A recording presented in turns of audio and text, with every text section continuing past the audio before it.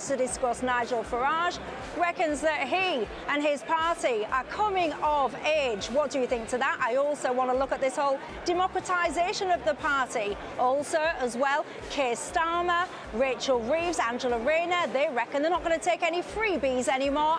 And also, have you seen as well, Jenrick, he has been speaking out as well. He's had some harsh words to say about the future of Britain, the culture of Britain, and so on. We are going to get into it all live tonight.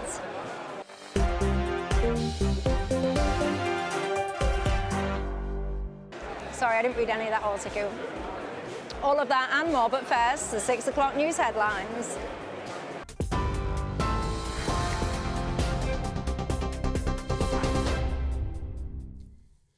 At 6 o'clock, the main news from the GB newsroom. The Prime Minister will no longer accept donations for clothing after the row over gifts. Chancellor Rachel Reeves and Deputy Prime Minister Angela Rayner have also announced they will take the same approach moving forward.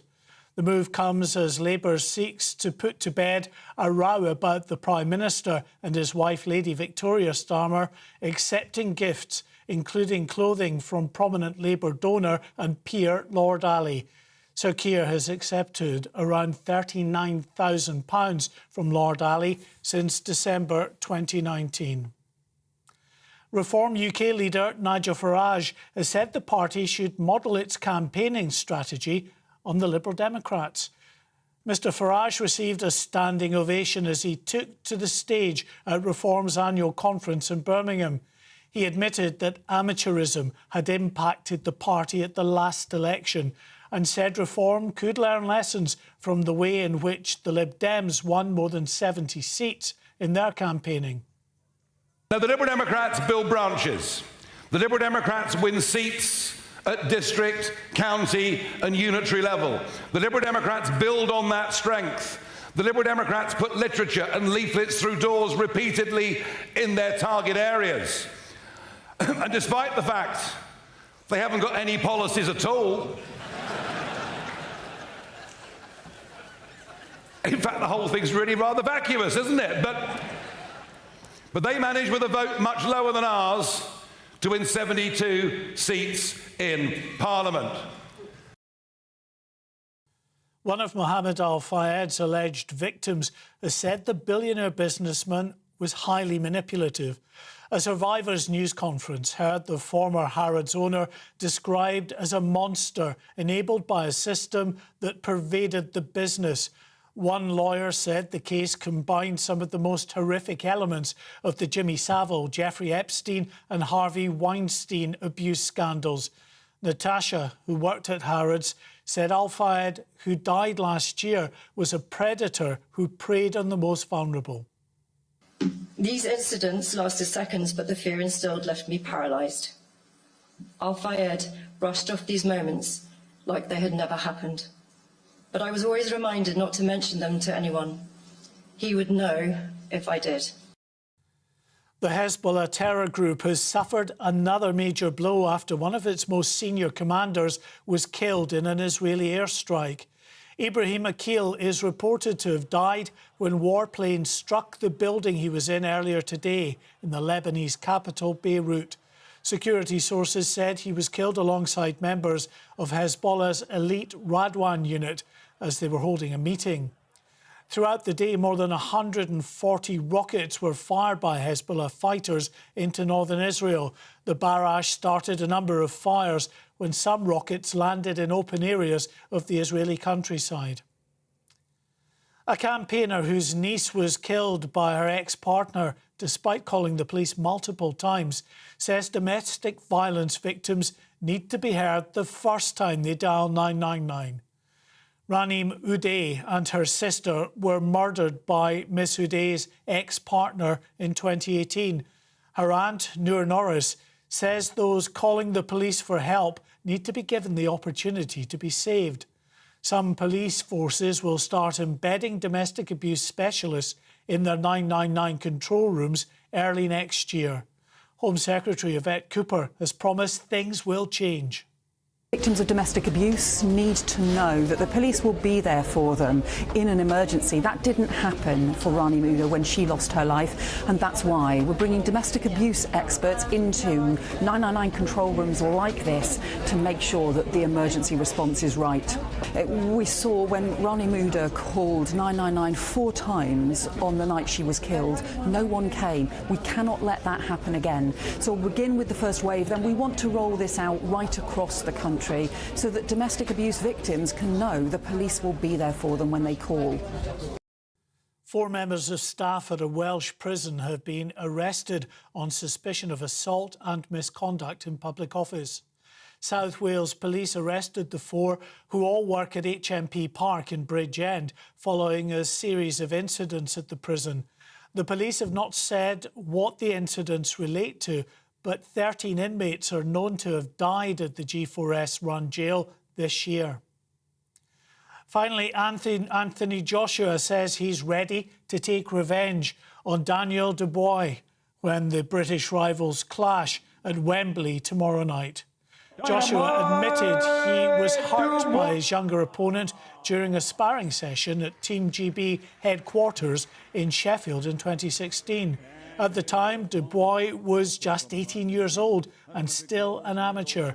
But the power he displayed against the Olympic gold medalist that day convinced promoter Frank Warren to sign him up as a pro. And those are the latest GB News headlines. We'll be back in an hour. For the very latest GB News direct to your smartphone, sign up to News Alerts by scanning the QR code or go to gbnews.com/alerts.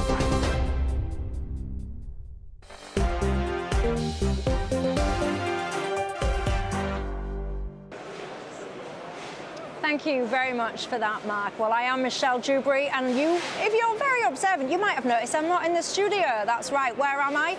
I'm live in Birmingham. I'll refrain from doing my Brummie accent. I'll spare you that one. But yes, here we are. Why are we here? Well, of course, it's because it's the Reform UK Party conference. Well, alongside me till 7 o'clock tonight, I've got my panel, the pollster, an academic, Matt Goodwin, and a man that probably never thought he'd see himself at Reform UK's conference, the former Labour Minister, Bill Rammell. Good evening to both of you. You're very welcome tonight. From Birmingham. Yeah, from Birmingham. I mean, I think his accent was 100% worse than mine. I won't even bring you into it unless you want to demonstrate. Mine was better than yours. Go on then, for the nation. I'm from Birmingham. I'll let you be the judge. You can all judge our Brummie accents, but look, it's not just about us. It is about you guys at home as well. What's on your mind tonight?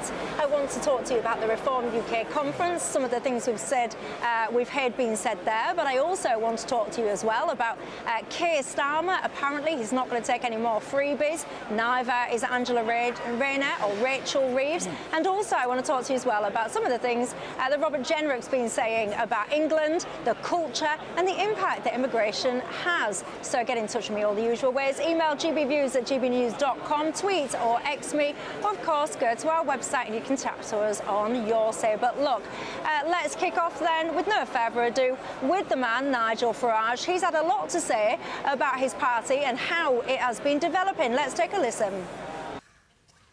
The infant the Reform UK has been growing up. We had the teenage tantrums, which were those that caused us harm in the general election. But we're now at a different point. The party is an adult. And this weekend is when Reform UK comes of age. Matt Goodwin, I can tell you now, when Nigel Farage said that speech, I was in the room watching. He was talking about how Reform UK is coming of age, essentially. This weekend is when things would really get serious. Your thoughts? Well, I think he was right to say that. I mean, all political parties go through 2 phases. You have that initial take-off period, and then you have what you might call a stabilisation period. And I think what we're seeing is Reform sort of taking off at that general election, getting 4 million votes, 5 seats, but now having to think about, well, what does it take to stabilise? And what Farage said today was, well, they have to change their internal structure. They can't be just a private company with him owning all the shares. What he said to the members in the room is, well, you're going to own the party and I'm going to decentralise power to you. What was also interesting today, Michelle, is he said they've established more than 200 branches across the country in constituencies. Now, I've been told today they think they're going to get close to 600 within a year. And they want to emulate the Liberal Democrats. So they want to start focusing on that local intensive activism, which is in a first-past-the-post system, as Labour and Conservatives know, is what you need to do if you're ever going to have a chance of winning seats. So I don't think Reform have grown up. I think they're still in adolescence, but I think they understand that they need to do more than what, say, the UKIP, UK Independence Party or the Brexit Party did, because they never really came of age. I think this is Farage saying, okay, after 30, 40 years of watching and being in politics, I actually understand what you need to do to get to that next level, and now they seem to want to try and do that. And I'll come back to that democratisation a little bit later on in the programme. But this whole kind of concept, Bill, that Reform, potentially could be in with a shot at the next general election, could potentially be in for a big shot at the next council elections. Do you back that idea?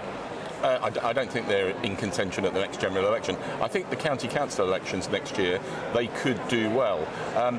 But, you know, it's very glitzy, it's very glamorous, but I still think Reform... Are you secretly enjoying yourself at the Reform UK Party? Is that what I'm detecting here?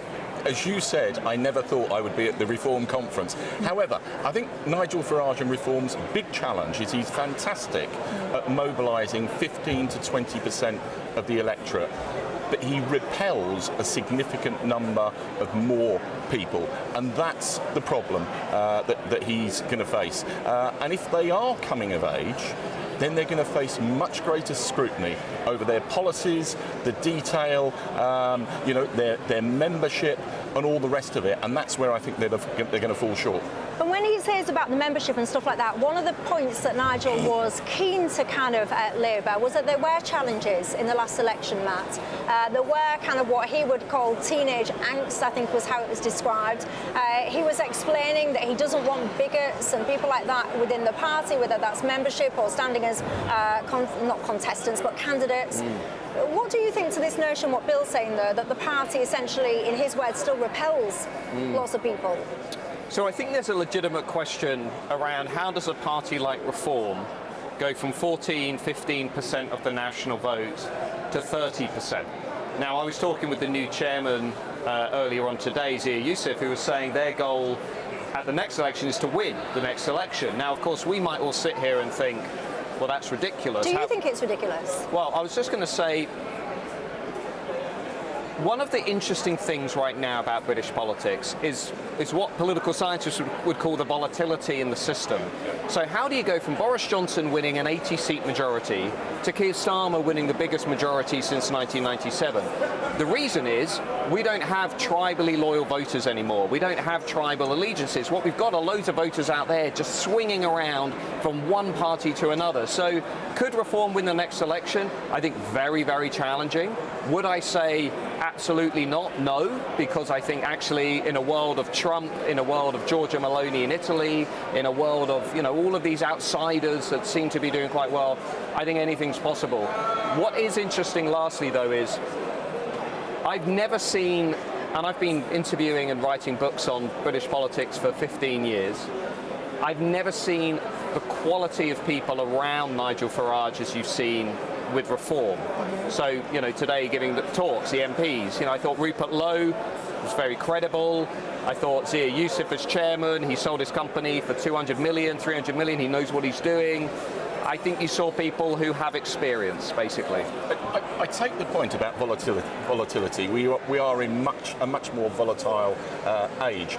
But Farage has still got this problem. You look at his net disapproval rating in the polls, it is significant. Even amongst Leave voters, he's in negative territory. So really? Yeah, minus 4%. So people that voted Brexit don't like Nigel Farage? Everybody's in negative territory at the moment, including Mr Starmer, who's on minus 30, which is what I call Prince Harry territory. And Nigel Farage's figures are far worse. So I think he's got a really big challenge. But also, he talks about winning seats in the county council elections. We've been here before. I remember 2014 when UKIP, in my former constituency of Harlow, topped the poll and got a significant number of councillors.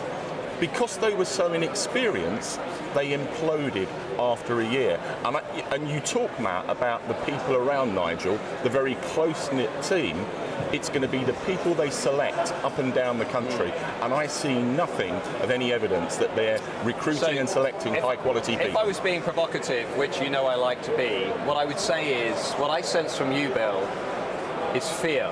Because I think people in the Labour Party know that with reform having just helped decimate the Conservatives, I think everybody in the Labour Party knows that the main challenger to Labour in the industrial heartlands, in the Red Wall, in Northern England, it isn't going to be the Tories, it's going to be these guys. The challenge to the Labour government is delivery. If we deliver on growing the economy, if we deliver on rebuilding the National Health Service, if we deliver on cutting net migration significantly, we don't need to worry about Farage and reform. And he is, at heart, still a populist, presenting very simplistic solutions to complicated problems. Now, that can get you so far. And, you know, he had an impressive performance at the general election. He got to that 15% figure. I think there's a ceiling of about 20%, beyond which he repels people. And I don't think they can advance further than that. Well, I think if you look at where Labour are at the moment, it's a perfect marketplace for somebody like Farage. Small boat numbers rising, record levels of legal migration, a Prime Minister who, to be frank, a Labour Prime Minister, I thought Keir Starmer would struggle at the role of Prime Minister. I didn't think he would be this bad in terms of, you know, amateur mistakes, taking clothing from a Labour Party donor, giving that donor access to number 10. We'll talk about it, I'm sure, later on. We certainly will. You know, a stagnant economy, Bill, cost of living crisis, taking money off pensioners. How can in power for 77 days? When you talk about the boats crisis, did you really expect that after 77 can I ask you days we turn it round? Just please answer this question, because you're a Labour man, right, through and through, probably like lots of the people here used to be. Taking 200 and 300 quid off pensioners, while David Lammy is announcing giving best part of 100 million to Middle Eastern, you know, tin pot dictatorships in his crazy idea that that's going to stop the small boats. There's something gone wrong in the Labour government. Well, hold on. If you want to tackle illegal migration, you are going to have to spend money. And in terms of the winter fuel allowance, there has always been a case for means testing. I actually think they've got it wrong in terms of the threshold, and I'd wait for the budget and see. I think that's going to change. Because every speaker here today made a point of saying, this isn't a party political point, but they've made a point of saying they opposed the cut to winter fuel payments. They were absolutely opposed. So what I'm saying is, I think you've got a new formula in British politics. I think you've got a party with reform that is leaning a little bit left on these economic policies, saying actually no, we want to ring-fence benefits, we want to ring-fence protections for pensioners, but is leaning to the right on cultural questions, illegal migration, stop the boats, clamp down on diversity, equity policies in public institutions. With an increased profile, the scrutiny on reform is going to be much more significant, and it doesn't add up. You can say all of that, but their manifesto committed to £70 billion worth of cuts to public spending. You can't ring-fence benefits, you can't ring-fence winter fuel allowance, you can't invest in the National Health Service if you're cutting expenditure by £70 billion. I remember a certain party that happens to be in government saying to all of us it wasn't going to raise taxes. Now, is that going to happen next month? Well, I mean, that feels like a lifetime ago. The three core taxes are not going to change. Well, look, we will be coming on to the Labour Party. Worry not. Richard Tice, he had some harsh words to say as well about Keir Starmer. We'll come on to that before the end of the programme. I also want to look as well what Robert Jenrick had to say. But I do also want to look at this whole kind of criticism about Reform UK when it comes to how democratic they actually are. We'll look at that after the break. This Monday, the king of breakfast TV is back. That's right, Britain's favourite TV host, Eamon Holmes, returns to Britain's hottest breakfast programme. Breakfast every day from 6 a.m. only on GB News, Britain's news channel.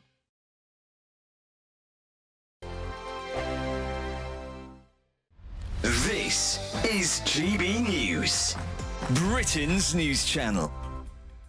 This Bank Holiday Monday will be celebrating National Dog Day by uncovering how many pet owners would rather spend the bank holiday with their pet over their partner. In fact, new research has uncovered the 5 key personas that make up Generation Pet. That's a new wave of post-pandemic pet owners, with 58% saying they worry about their pet being diagnosed with a serious illness.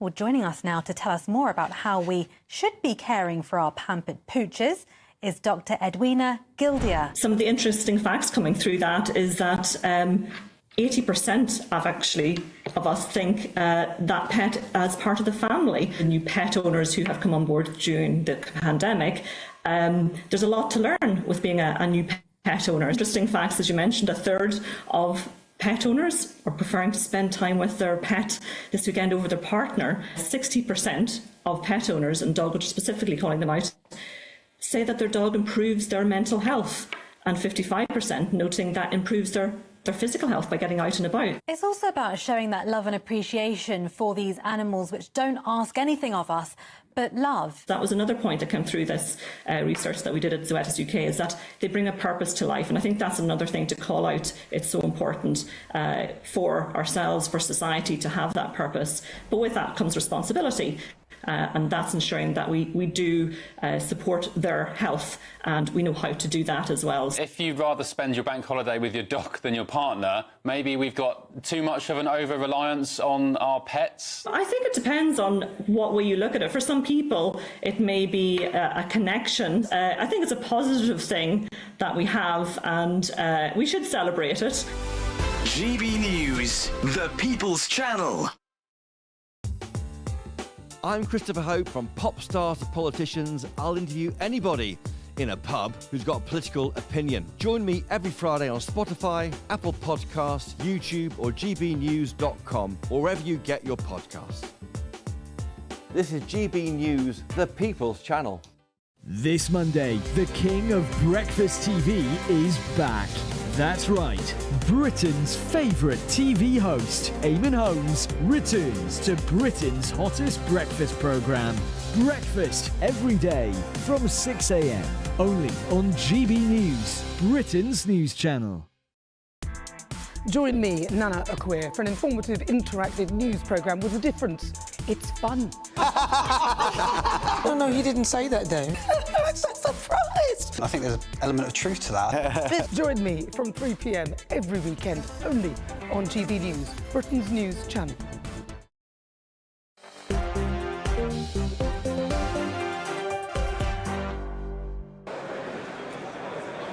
Hello there, I'm Michelle Dewberry and I am live. We're out and about. We are coming to you from Birmingham. Why? Because today has seen the start of Reform UK's conference. We were there watching lots of the speeches. The reaction, I've got to tell you, the energy in that conference room was like, it was almost akin to some kind of rock concert. Personally, I've never seen anything like that when it comes to British politics. Was you watching at home? What do you think to that? Get in touch, give me all your thoughts alongside me, of course, Matt Goodwin and Bill Rammell remain. Now, one of the criticisms that's been levelled a lot at Reform UK is the whole notion that they're not very democratic. This came under attention. Let's listen to Nigel Farage today. So as I stood after the count in Clacton in those early hours of July the 5th, I said that yes, of course, I would represent the constituency, the constituents in Parliament, but I had a job, and my job was to professionalise and democratise Reform UK. That was a solemn promise and pledge that I made to you, the members. Well, yeah, apparently. There's going to be a vote on this, apparently, at the conference tomorrow. Ben Habib, though, he's quite a former, quite a high-profile, shall we say, Reform UK member. Let's listen to what he's had to say about some of these proposed changes. I am not seeking the removal of Nigel Farage. This has got nothing to do with Nigel Farage. But any organisation, whether it's political, private, governmental, if it has a leadership that cannot be held to account, that don't have checks and balances in place to ensure that they behave properly, and where the leadership don't recognise that they can be removed if they perform badly, that leadership and that organisation will fail. So Ben Habib, in essence, is not really having any of it. He doesn't really believe it's as democratic as we're being led to believe. What do you think to that, Matt Goodwin? Well, for a number of months now, there have been rumblings around reform with members saying they want to have more of a voice and they want to have more influence over the direction of the party. Now, what you heard from Farage today on the stage is he was essentially saying, look, there were two problems that they were struggling with. One was this was a brand new party and they just needed to be able to make decisions quickly. And the other one, which I thought was quite interesting, was they're worried about infiltration. So he's worried about what he called extremist infiltration, you know, whether from the right or the left. You have to remember too, the assumption in British politics has been that reform is going to infiltrate the Conservatives. But of course what they're worried about is the Conservatives also infiltrating reform. So I think partly there's a nervousness among the leadership that if they just give all of this power and influence away, what Farage is worried about is he'll end up back in the days where he was with the UK Independence Party and in the 1990s and the 2000s, with constantly getting bogged down with all of these, you know, fractious committee meetings and divisions within the party. So I suspect, you know, ultimately we'll end up with a model where, you know, he retains strong control, but members have more influence than they do now. I don't know if you just heard that loud bang, by the way, but I did mention to you, didn't I, about rock concerts. One of the things that happened at the end of Nigel Farage's speech, we had fireworks, we had balloons, and we had streamers. And a great number of people have taken those balloons as souvenirs. So if you do hear any of those random bangs, I think it's one of those balloons that's probably not going to make it home. Bill Ramo, what do you make to this whole democratisation? Well, it's undoubtedly the case that at the moment reform is a democratic monstrosity. It's essentially a business where Nigel Farage owns a majority of the shares. That's how he was able, without any reference to the membership, to replace Richard Tice during the election campaign, and the members have no say. Now, he says he wants to reform it, but I listened very carefully to that section. I didn't hear the whole speech, but that section on democratisation and reform, he said there's going to be a board within the party on which members will be represented. That sounds to me like it's not majority representation. He's still going to effectively have that control, and I think that's why Ben Habib, who until a few months ago was the deputy leader of reform, is saying it's a con and will be a dictatorship, with Nigel being the dictator. As everybody within the Labour Party knows, giving away complete power and influence on an equal basis to people in the grassroots is something you can't really do if you want to run a viable, effective political party. I mean, if Labour were to do that, there'd be a lot more Corbynistas on the benches of the House of Commons. Well, no, the Labour Party has changed fundamentally. Because it changed its constitution and its structure. At grassroots level as well. Yeah. But with the increased scrutiny that will come to reform, I don't think that this is going to hold. And we need to see the written detail tomorrow of what Nigel Farage is proposing. But the fact someone like Habib is saying it will continue to be a dictatorship, I think speaks very loudly about what will be the outcome. And of course, people like Richard Tice, Nigel Farage, they would very strongly push back against Ben Habib if they were here and say that that's not the case. It's not a dictatorship. You at home, you will have your own thoughts on it. Tell me what they are. Of course, there's going to be a vote on this as well at conference tomorrow. One of the other things that I thought was quite interesting was how much of inspiration, I'll use that word, it wasn't no one else's word, the Lib Dems seem to be to reform UK at the moment. Your thoughts? Yeah, I mean, Farage was quite explicit. He said they're going to basically emulate the Liberal Democrats, which is something he never thought he'd ever say.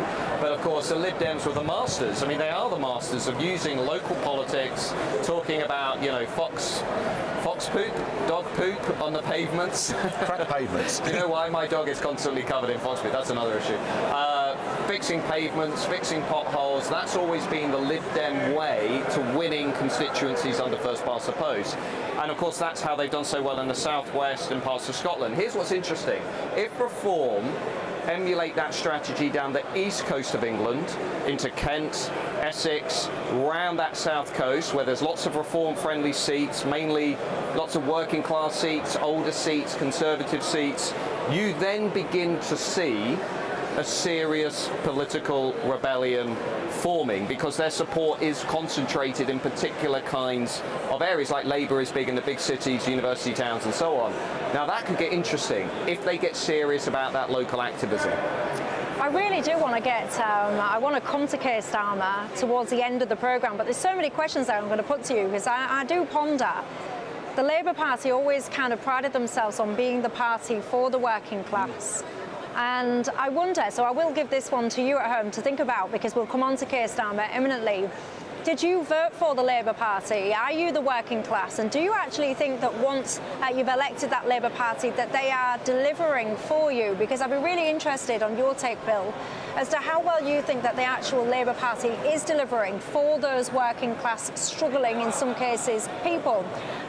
This whole democracy of Reform UK, it does divide opinion. There will be strong opinions of yours at home. You want to come in? Yeah, but no, I was just going to say there's a broader question about Nigel Farage. You know I do GBNews quite a lot, and I come into contact with lots of UKIPers, Brexit members. Yeah.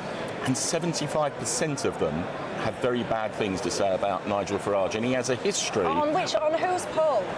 No, on not being able to work with people at a high level. But and what poll is this 75%?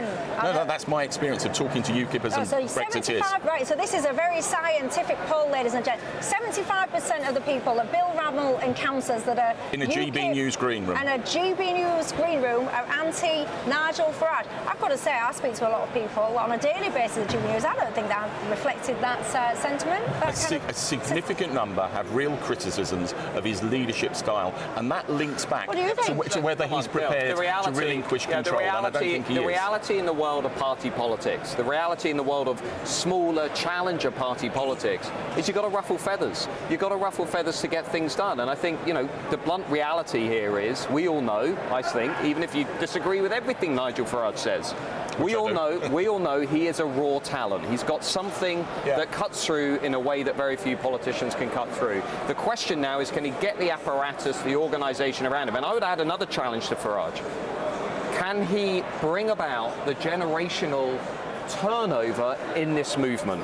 Because when he returned as leader, he said quite clearly, I'm coming back for 5 years, but as part of that, I'm also going to be handing the baton down to the next generation, the 40-somethings, the 30-somethings, the 20-somethings. There is a generational challenge in this movement. You can see it here at this conference.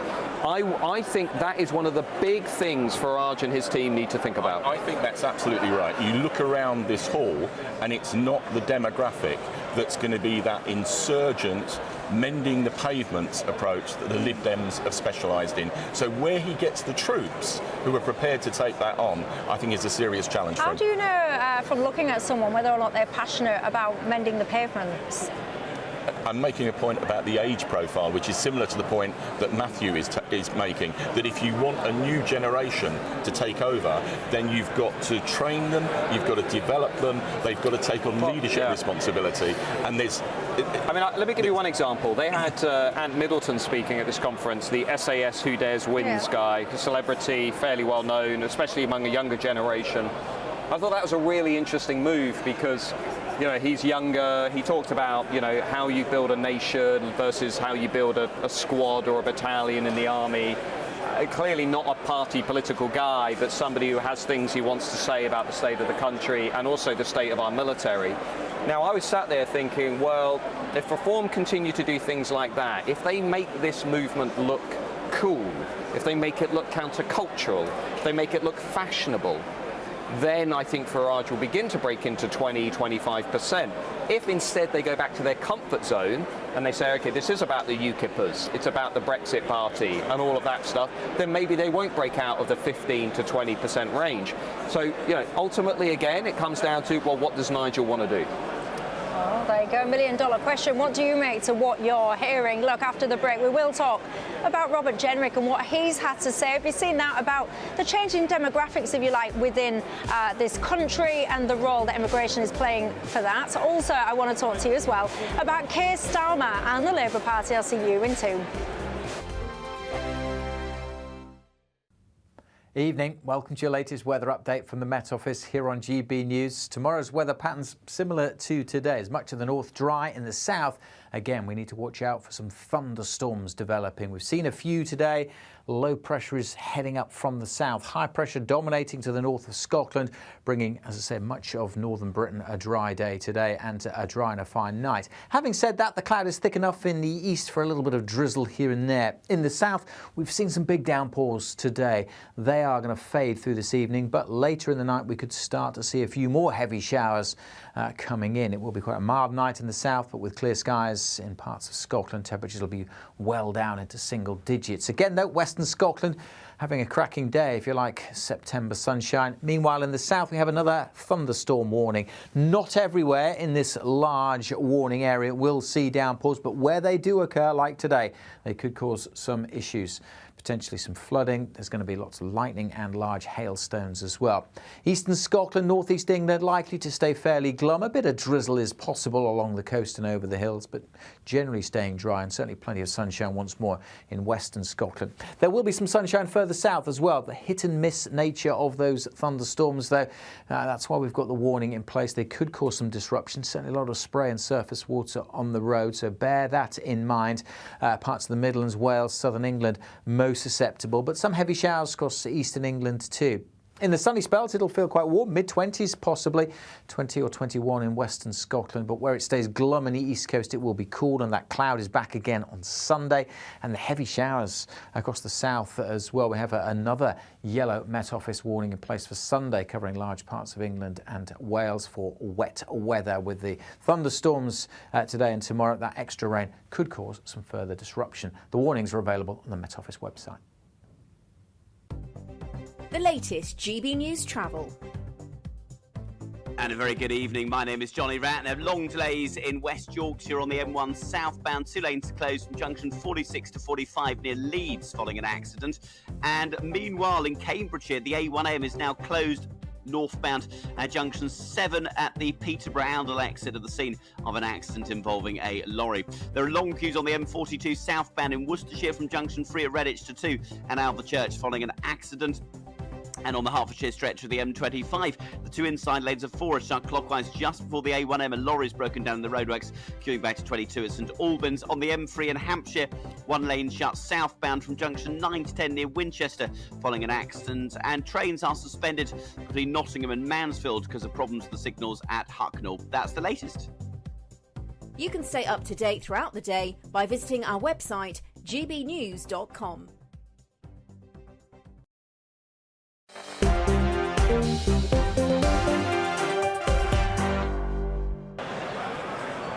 Hello there, Michelle Dewberry, Dewbs and Co with you till 7 o'clock tonight. And yes, indeed, we are live here from Birmingham tonight. Why? Because it's a Reform UK Party conference. Bill Rammell and Matt Goodwin keep me company till 7 o'clock. Look, Nigel Farage, he was speaking out today about his view on who the next Tory leader should be. Take a listen. You know, have a look at what we're up against. The journalists are obsessed with who is going to be the next Conservative leader.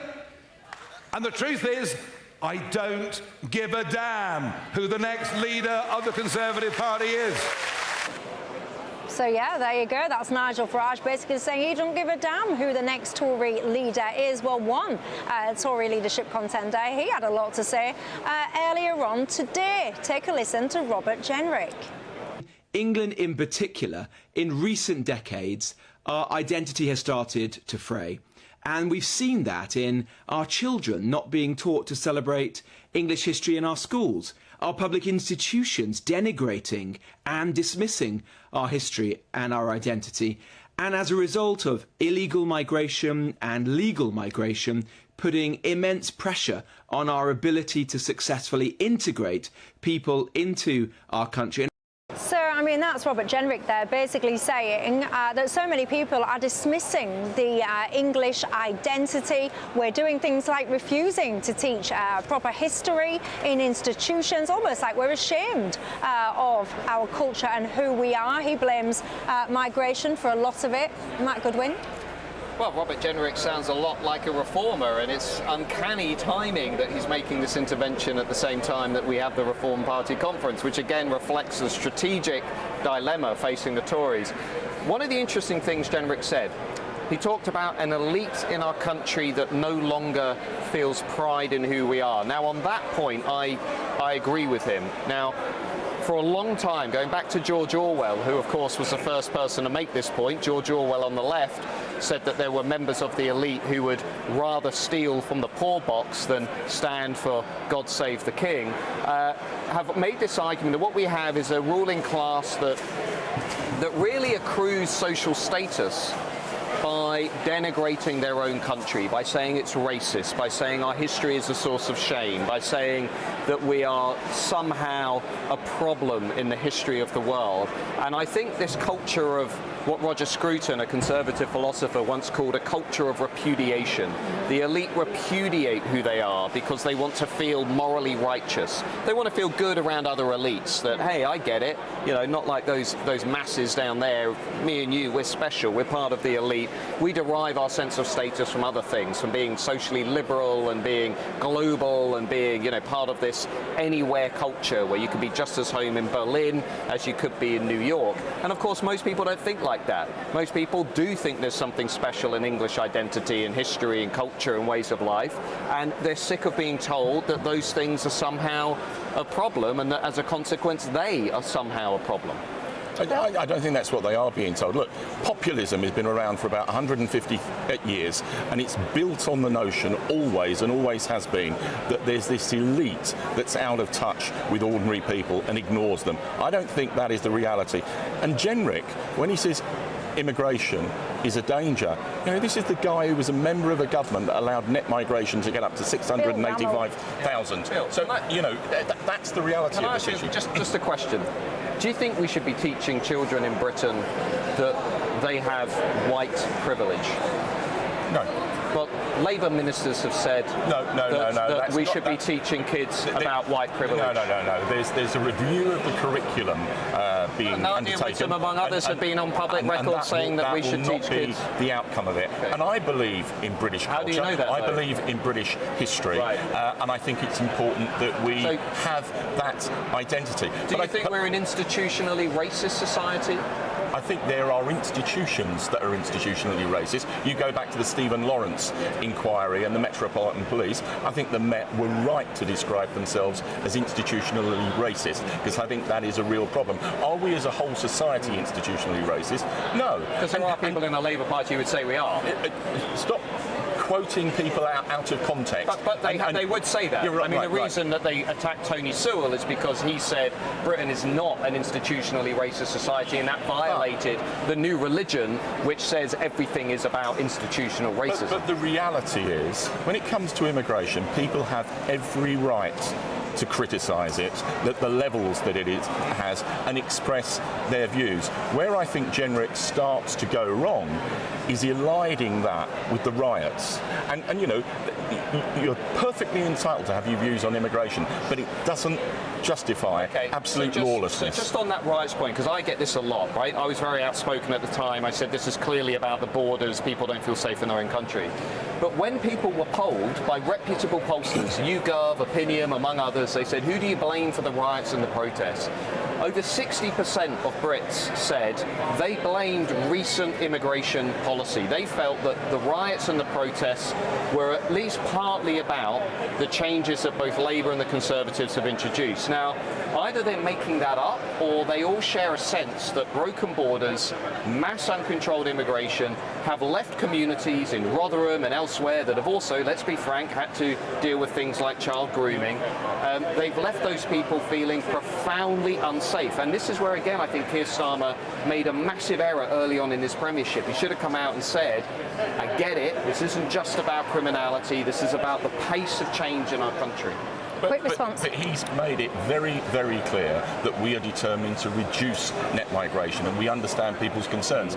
But when you're talking about people Even your new border security chief says if you want to smash the gangs, you need to have some form of deterrent as well. Yeah, and watch this space in terms of what we're doing. It's going to be called the Botswana Safety Partnership. Mark my words. I bet you a pint, Bill. I bet you a pint in 2029 at a pub of your choice. Labour will have something called the Botswana Safety Partnership Scheme, which will be Rwanda in another name. But the difference is, and look, as a minister, I explored offshore processing, but we will be doing it in terms of processing, not sending people there for good and not doing it to a country with a really dodgy human rights record. And just because you pass legislation saying that Rwanda is safe in terms of human rights doesn't make it a reality. Am I allowed to make a quick point? Honestly,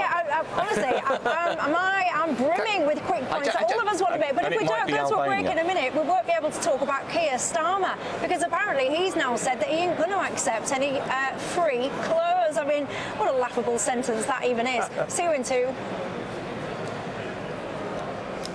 Sorry, the only thing. GB News Breakfast, every day from 6 a.m. I'm not saying I don't want to be a mum, and I'm not saying I don't want to work, but it's definitely not easy. It's just really tough for us mums, you know. Our job's never done, our work is never finished, and I think it's this movement, the real out-of-office movement, is something that just really resonates with me, and I think we should all talk more about how much work we do. I think a woman's work is never done, but I just think we all feel guilty. We have that mum guilt, you know. If you're working and being successful, you wish you were at home with the kids, and if you're at home, you're thinking, am I doing enough work? Yeah, and of course the cost of childcare in this country means that a lot of families just frankly make that decision to have one of the parents stay at home, usually the mum, and they're just being squeezed out of the economy, and that's not good either. Once you've done your job as a working mum, you come home and you're doing another 8 hours on top of it. Mothers have a tendency, definitely historically, just to crack on with it. It's just something that they are expected to do, that they do without moaning, and now it's like... Are we getting to a stage where go down that well? In my experience, I have had someone say to me, well, if you can't handle it, why do you have kids? You know. Absolutely, absolutely. And yeah, exactly that. We just need to talk about it, and I think it's healthy, and I think that's the main thing now, that we should be brave enough to be able to say, do you know what, sometimes it's difficult, but I'm really proud to be a working mum, and I tell my daughters that. I work really, really hard, and it's a good work ethic for them, you know, and that's what, you know, this campaign's all about. Is there some resistance still, do you think, from some parts of society? I do think there's resistance, and that's what this is about, is to try and get people talking about the fact that it has been awkward in the past, and some people don't understand a working mum's life, and that's why we need to try and talk about it. GB News, the People's Channel. Tune in to Friday Night Live with me, Mark Dolan. GB News royalty with your perfect start to the weekend. Lucky us. Feisty and fearless guests. Well, I'm a normal person, so ask me. Honest opinions that raises more questions than a Gary Barlow tax return. And a few surprises along the way. Might be cold in this studio. That is Friday Night Live with me, Mark Dolan. 8 to 9 only on GB News, the People's Channel, Britain's news channel. The Britain I grew up in was the most peaceful, gentle society that has ever existed. That has been destroyed. Opinion polls show immigration is the #1 concern to the British public. Are you proud to be British? Yeah, I'm ever so proud. My name is Stephen Edgington, and in this documentary, I want to find out how Britain became a nation of immigrants. Immigration, the truth. Available at gbnews.com.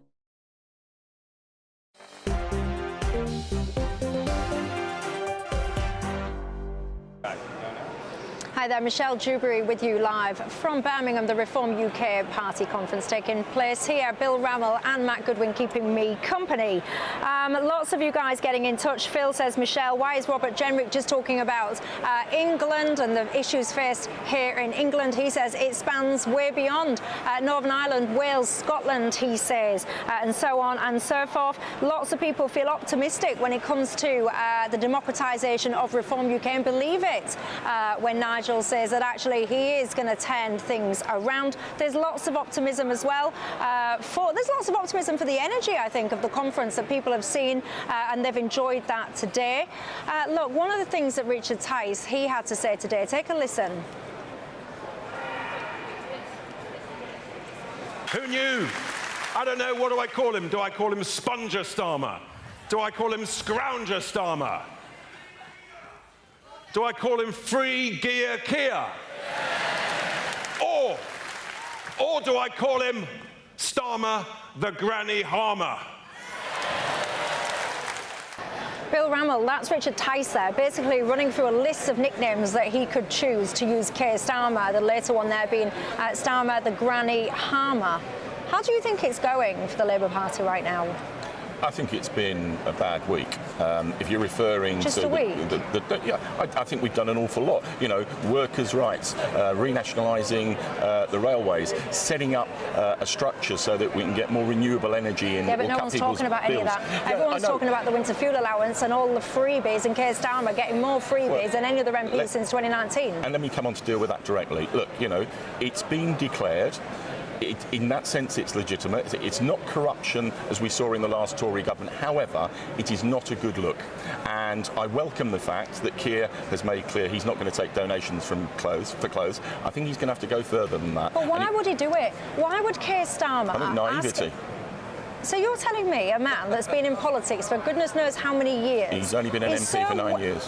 He's only been an MP for a decade, and he doesn't know, he's so naive that he doesn't know that on the one hand telling the country that tough times are ahead, stopping pensioners potentially from being able to keep themselves warm in the winter, doing that on the one hand, while simultaneously taking more freebies across all different sectors, Taylor Swift concerts, you name it, football, and getting grown men to buy his wife's clothing. You're telling me he doesn't realise, because he's naive, that that's a bad look after almost a decade in politics? Come on. I'm being straight with you, right? I don't think you are. No, I am. So, undoubtedly, we are going to have to take some very tough decisions. Why is he doing it, Bill? Because it's not because he's naive. That does not wash with people, including me. It is a significant political misjudgment. But what's motivated it? I think it's carelessness and not thinking it through. So now we've got a Prime Minister that's careless. That it's being presented. So now we've got a Prime Minister that's careless. Let me tell you what I think the solution is. Part of the solution is today, but I think he's going to have to go further and not take any donations from party donors for what essentially would be seen as freebies. Can I just come in? I think for most people in the country, and this isn't a comment on what Bill's just said, but I think it's the hypocrisy here absolutely stinks. We all know that if this had happened under Boris Johnson's regime, Liz Truss's, Rishi Sunak's, Labour and much of the media class would not have stopped talking about it. It would have been a sort of moral meltdown. They would have gone on and on and on and on. And the fact is, Keir Starmer, since 2019, has taken more freebies and gifts than any other Member of Parliament. The Times' own analysis showed he took 2.5 times more than the next MP in the list from 2019, when he was leader of the Labour Party, knowing he could well become Prime Minister. Now, that is a remarkable lack of judgment on my part. And the other thing, by the way, Michelle, is he did all of that while taking away winter fuel payments for Britain's pensioners, 10 million pensioners, and his government giving the best part of £100 million to foreign regimes because they think it's going to somehow stop migration. Now, there's lots of people, including, by the way, people in my own family, who are living alone, who are widowed, and they are worried terribly about the cost of living crisis before they got to the winter fuel payment cut.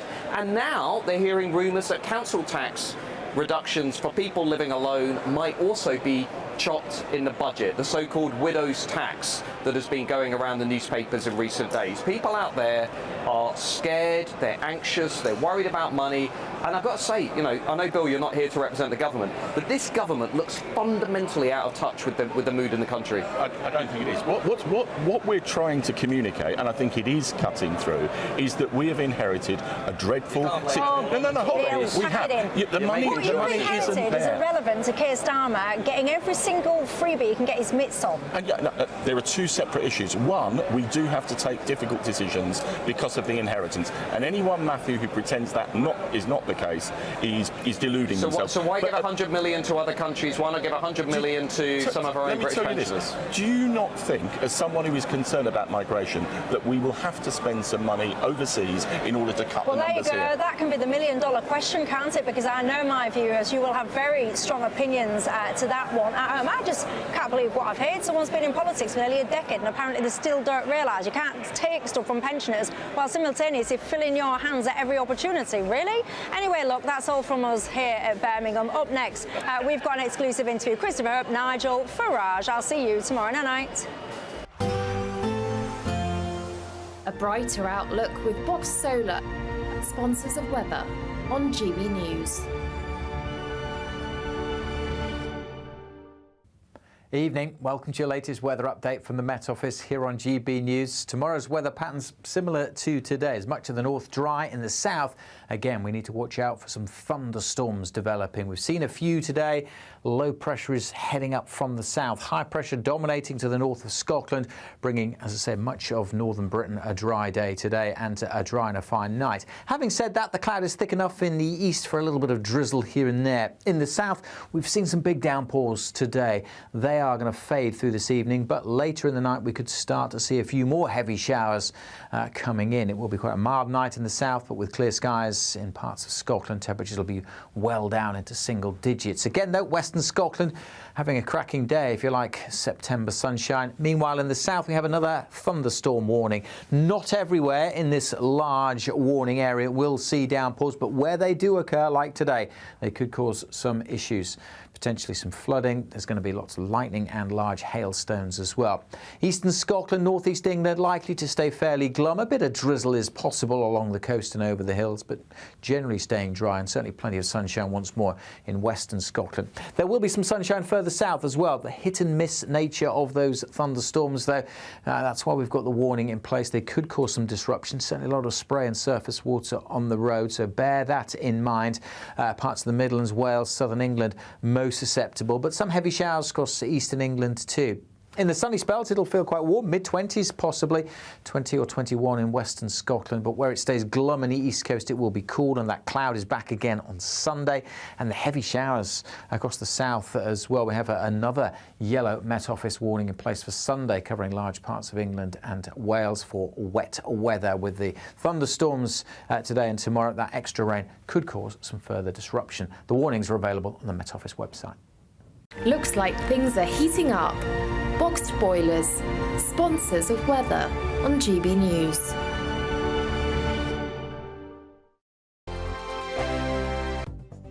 The latest GB News travel. Good evening, I'm Johnny Ratner. There are long delays heading north through Lancashire up the M61. Two lanes are closed from junction 8 to 9 between the Chorley and Clayton Brooks exits. A lorry has broken down, causing lengthy queues of at least half an hour on the approach. In Cheshire, heading south on the M6, a lane still out from junction 19 to 18 between the Knutsford and a Middlewich exit of the A54. Emergency repair works are underway after a lorry caught fire yesterday. In Cambridgeshire, the A1M remains shut northbound at junction 17 towards Peterborough following an accident involving a lorry. On the M42 in Worcestershire, one lane still closed southbound from junction 3 to 2 between Redditch and Alvechurch following an accident. Long queues back to the M40, and on the Hertfordshire stretch of the M25, there are clockwise queues after a lorry broke down just before the A1M in the roadworks, causing extra congestion on that stretch. That's the latest. You can stay up to date throughout the day by visiting our website, gbnews.com. This is your chance to win a